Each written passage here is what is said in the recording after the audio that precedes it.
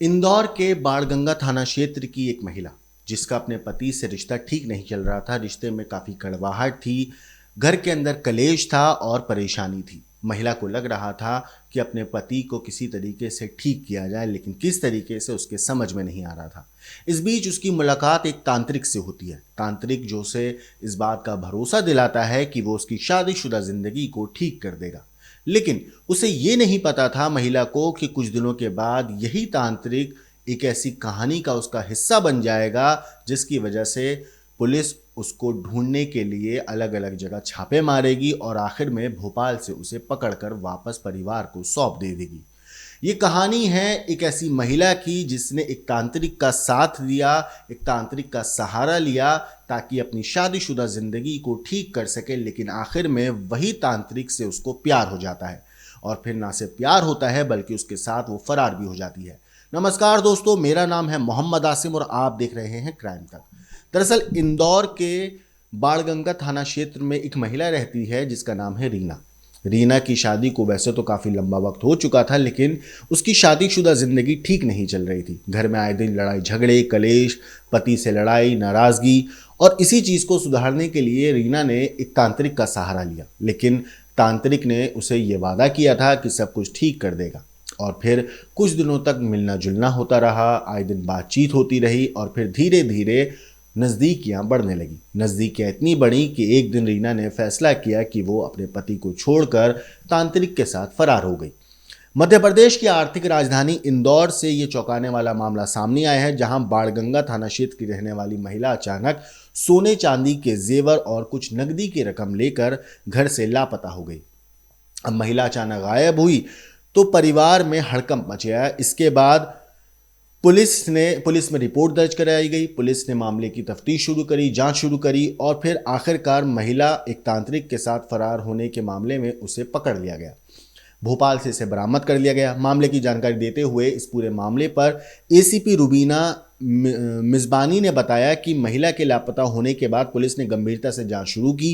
सबसे पहले महिला के पति और परिवार के बाकी सदस्यों ने बयान दर्ज किए। जांच के दौरान ये बात सामने आई कि पति और परिवार के बयानों में कई बिंदुओं में अंतर था। इसके बाद पुलिस ने तकनीकी साक्ष्यों का सहारा लिया और लोकेशन ट्रेस करी, जिसके बाद महिला की आखिरी लोकेशन भोपाल में पाई गई। इसके बाद इंदौर पुलिस की टीम ने भोपाल जाकर महिला को सुरक्षित दस्तयाब कर लिया है। महिला के पास से कुछ सोने चांदी के जेवरात भी बरामद किए हैं।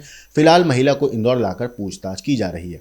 पुलिस पूछताछ में महिला ने यह बताया है कि अपने पति से लंबे वक्त से वो परेशान थी। इसी दौरान उसकी पहचान राकेश जाटव नाम के युवक से हुई, जो तांत्रिक क्रिया और पूजा पाठ करवाने का काम करता था। महिला ने यह भी बताया कि घरेलू परेशानियों को लेकर राकेश द्वारा पूजा पाठ के दौरान दोनों के बीच में बातचीत बढ़ी और धीरे धीरे नज़दीकियां बढ़ती चली गई। घरेलू तनाव से परेशान होकर महिला ने राकेश के साथ जाने का फैसला किया।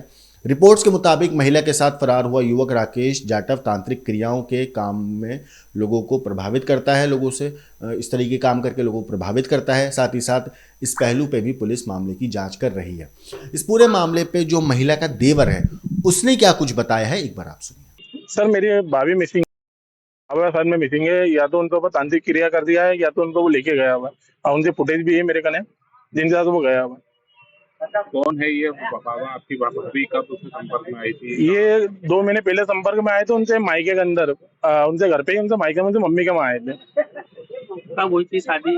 ये शादी को 18 साल हो गए सर। क्या बीमारी थी? क्या उनसे बीमारी ये थी कि उनसे जो किडनी होती वहाँ पे गिटान टाइप में हो गई थी, तो उसका इलाज चल रहा था। किस तरीके का इलाज करवा रहे? अब वो हमारे पास बाद में उनका प्रूफ निकला तो वो तांत्रिक क्रिया करवा रहा था उनके ऊपर, उनसे घर वाले। ज्वेलरी भी लेकर आई है? हाँ, ज्वेलरी भी लेके गए ना सर, पूरी उनसे मेरे पास सब रखी हुई है। जो पेमेंट लेके उससे भी सीधे रखी है मेरे कहना, जो हमने बैंकिंग में से निकाल के रखे थे। और ज्वेलरी लेने के पेमेंट ले गए? पेमेंट समझम मेरा 6 लाख रुपए समथिंग गया घर से सर।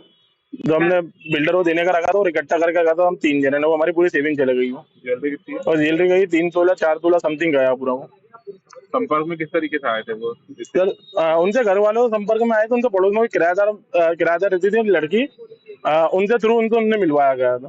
तो तांत्रिक क्रिया कहाँ कर रहे थे? ये उनसे घर में ही कर रहे थे तांत्रिक क्रिया। किस तरीके की क्रिया की गई थी? सर क्रिया तो हमको भी इतना आइडिया नहीं है कि बहुत सारी चीजें, एक वीडियो भी मेरे कहने आया जो बाद में मोबाइल के थ्रू उनसे निकाला, उन्होंने फोन पे फॉरवर्ड कर दिया था, लेकिन हमने सिस्टम तो निकाल लिया, तो वो वीडियो भी पूरा बाहर निकल लिया और उनको जो पढ़ाया जाता था वो चीजें भी निकली है मेरे कने। क्या बनाया वीडियो है, क्या दिख रहा है वीडियो तो मैं आपको बता सकता हूँ तो बता देता हूँ सर। क्या है वीडियो में, सीसीटीवी फुटेज में क्या दिख क्या रहा क्या है? क्या नाम है उसका जो लीक कर गया है, और आप लोगों को कैसे पता चला कि उसी के साथ गई है? सर हमने इंडोटेशन की फुटेज चेक करी थी, तो वही की वही था, सामने वही आ रहा था और गाड़ी पे बैठा हुआ भी वही इंसान था। क्या नाम है? मत्ताना बाबा बताया गया उनका नाम। कहाँ का है ये? ये बता तो पड़ नहीं रहा कहाँ का है। इनने पहले भी और कहीं भी करी है उन्होंने कोई हरकतें, लेकिन भाई कहाँ रहते थे आप? भैया मेरे घर, हमारा घर है जो, उनसे सामने किराए से रहते थे हमारे छाटे में। कहीं शिकायत की आपने? हाँ मैंने थाने में कर रखी है सर, कौन से? बाणगंगा थाने में। तो सुना आपने इस मामले पर देवर का क्या कहना है। अब आखिर में आपको सुनाते हैं इस पूरे मामले पर पुलिस की क्या राय है, पुलिस ने किस तरीके से केस को सॉल्व किया और महिला को वापस पुलिस ने बरामद करके परिवार को सौंपा। हाँ मैम, एक तांत्रिक क्रिया का मामला आया था जी। यह पूरा घटनाक्रम था और किस तरीके से इसके अंदर जांच पड़ताल हुई।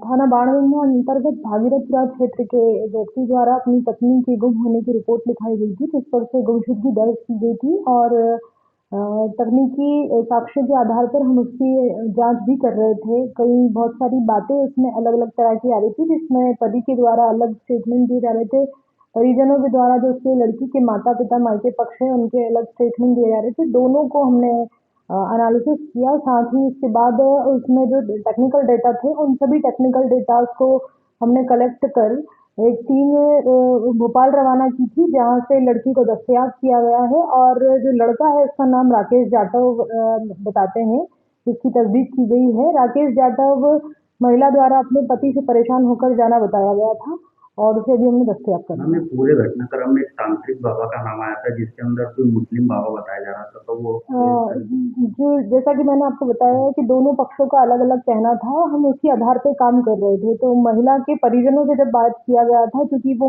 मायके से गई थी, तो उनसे द्वारा जब बात की गई तब राकेश भैया नाम एक आ रहा था।